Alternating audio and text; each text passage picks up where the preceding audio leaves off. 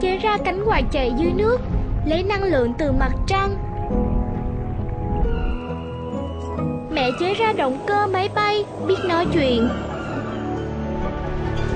Mẹ cũng chế ra xe lửa, thích kết bạn với cây cối. Mẹ tớ làm việc cho công ty GE. Hello and welcome back to the daily edition of Into Vietnam, presented to you by VITV channel. Let's take a look at top stories of the day. Cuba's foreign minister meets Vietnamese counterpart in Hanoi. The Vietnam Asset Management Company buys nearly $60 trillion worth of bad debts. And Vietnam issue rules for securities lending.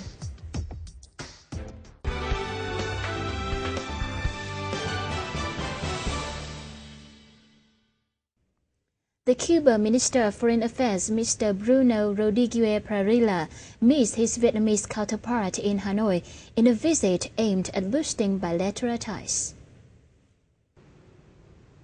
The Cuban Minister of Foreign Affairs, Mr. Bruno Rodriguez Parrilla, kick-started his three-day official visit to Vietnam. He met Vietnamese Deputy Minister and Foreign Affairs Minister Phạm Bình Minh on Wednesday, September the 10th, in a visit aiming at boosting ties between the two countries. On Wednesday, he attended a wealth-laying ceremony at the War Heroes Memorial in Hanoi.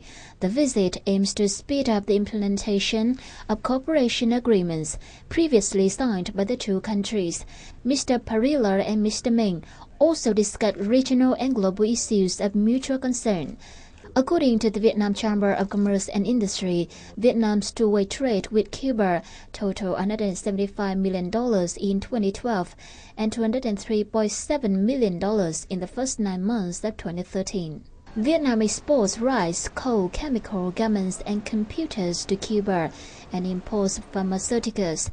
Mr. Parrilla is scheduled to meet Vietnamese Prime Minister Nguyễn Tấn Dũng and General Secretary of the Communist Party, Mr. Nguyễn Phú Trọng, later on Wednesday. And now let's move on with some financial news.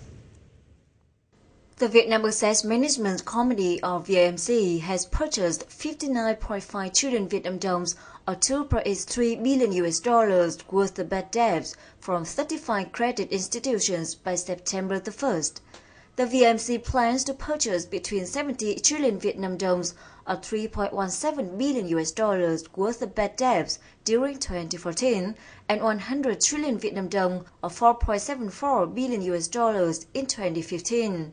VAMC, a wholly state-owned company with chartered capital of 500 billion Vietnam đồng, or $33.7 million, and managed by the central bank, was established in late July last year to reduce bad debts of the banking sector. Apart from the debt business, the Ministry of Finance allows the VAMC to hold deposits at state-owned banks and make investments or hold stakes in other companies. The Vietnam Technological and Commercial Joint Stock Bank, or Techcombank, on September the 9th received 10 awards presented by 4 prestigious international magazines in the finance banking sector. The information was released by the bank in a press release on the same day.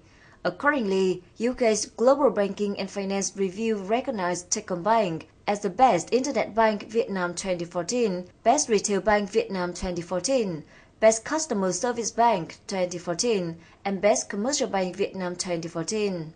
At the same time, the Asian Banking and Financial Magazine and the Finance Asia and Corporation Treasurer Magazine gave Techcombank such awards as Vietnam Domestic Retail Bank of the Year and the Best Commercial Bank in the country. The bank, which marks its 21st anniversary this year, has built a wide network of over 300 branches and more than 2,000 POS nationwide. Its assets are estimated at 171 trillion Vietnam đồng, or $8.14 billion. The Vietnam Securities Depository, or VSD, recently announced the list of securities to be used as collateral to implement securities lending regulation in Decision number 111. Accordingly, exactly 223 codes listed on 2 national stock exchanges were qualified. This includes 60 codes on the HNX30 and VM30 packages, made up of the top stocks by capitalization and liquidities, and others based on liquidity. It also includes government bonds and government guarantee bonds listed on the Hanoi Stock Exchange. The VSD issued its decision on the securities lending and borrowing system on August the 19th, in preparation for the operation of exchange-traded funds in Vietnam, as support for security trading in case of transaction corrections.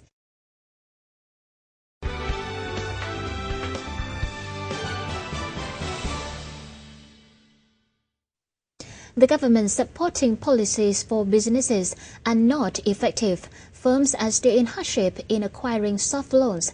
These are assessments by experts on the result of government facilitating measures for small and medium-sized enterprises at a conference held by the Business Development Department under the Ministry of Planning and Investment.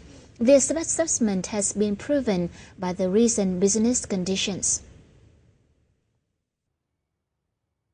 Amid sluggish domestic demand, the government and the State Bank of Vietnam introduced a series of supporting packages for small and medium-sized enterprises. They include Bank and Business Supporting Program, Credit Insurance, and Small and Medium-Sized Development Fund. Generally speaking, these are good measures for both lenders and borrowers. Cũng kết hợp và phối hợp với cả Ngân hàng Nhà nước chi nhánh Hà Nội để tổ chức các cái chương trình kết nối ngân hàng với các doanh nghiệp.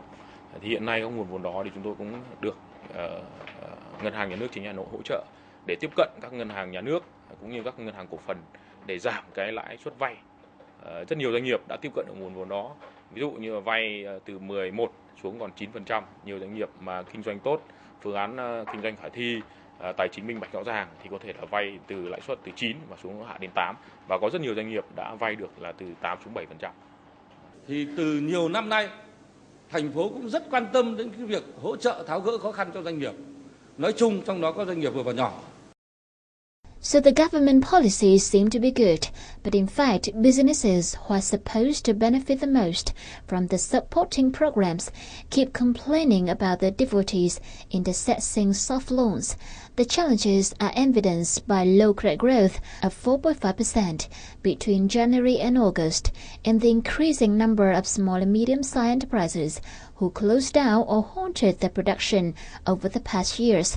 The number rose 16% on year in the first 8 months of 2014. Vốn điều lệ của mình nó thấp, vì dưới 10 tỷ thì là thuộc doanh nghiệp vừa và nhỏ. Thế nên là cái tổng tài sản thì có thể lớn hơn vốn điều lệ. Đấy là cũng cái vướng mắc.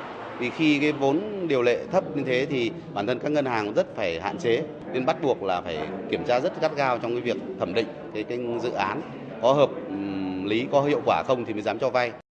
Assessing the government support, many people said they are not practical due to the lack of details and focus on particular small and medium-sized enterprises. Chính sách thì nó manh mún và thiếu tính đồng bộ, và các ưu đãi thì được thực hiện nhỏ lẻ, nó không tạo được cái đột phá. Có nghĩa là chúng ta không nhìn được một cái đột phá mạnh mẽ ở một cái lĩnh vực hay một cái khu vực nào đó.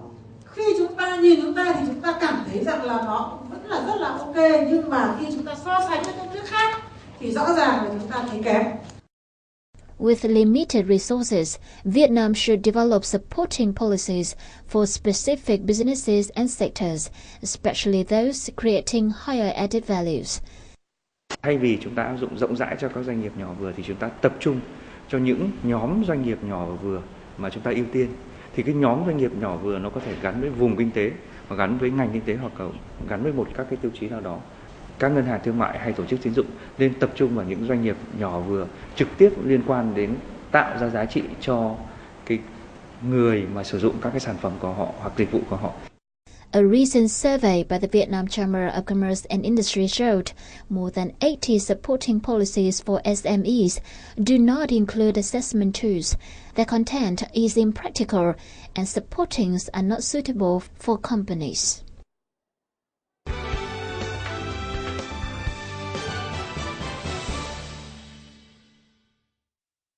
The Ministry of Industry and Trade proposal to stick stamps on beer products to deter fake products has not been welcomed by the industry.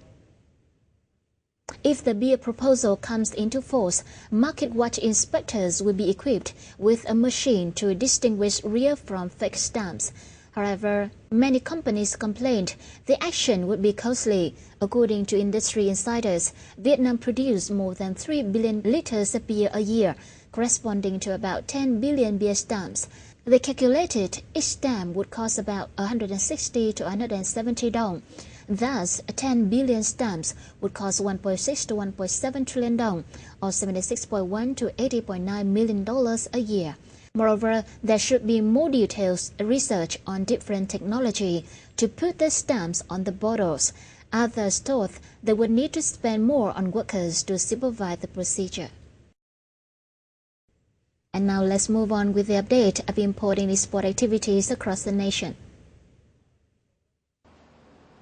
Vietnam's rice exports volume totaled more than 627,000 tons in August, an increase of 1.87% compared to July and 1.4% on year. According to the Vietnam Food Association of VFA, the country exported 4.243 million tons at an average price of $431.38 US per ton during the first 8 months of 2014, up $2.95 US per ton compared to the January-August period of 2013. Vietnam's largest customer in August was the Philippines, followed by African countries, China, Malaysia, and Indonesia. According to the VFA, Vietnamese rice producers aim to export 650,000 tons of rice in September.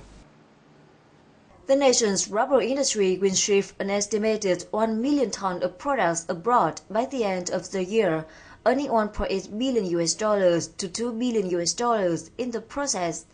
According to the Department of Processing and Trade of Agricultural, Forestry and Fishery Products and Salt Production, these exports, however, could represent a year-on-year fall of 10% in volume and 23 to 30% in value due to a drop in the global demand.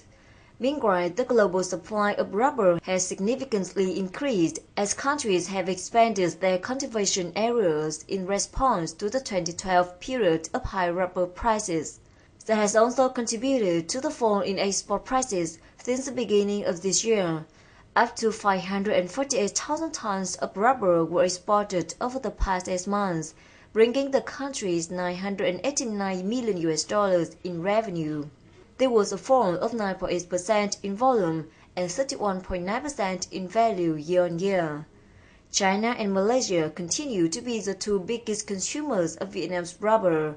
However, China's imports decreased by 21% in volume and 41% in value, while Malaysia's imports fell by 14% and 40% in volume and value respectively.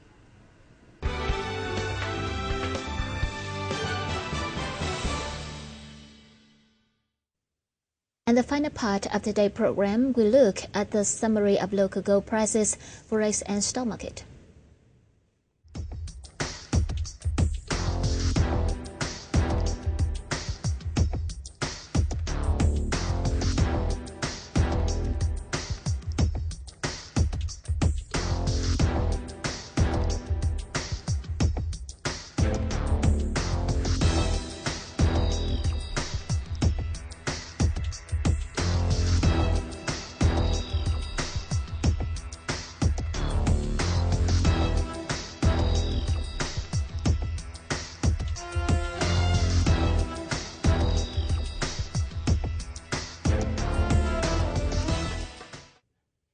Well, that's the end of the program. Thank you so much for your attention. We'll see you soon and goodbye for now.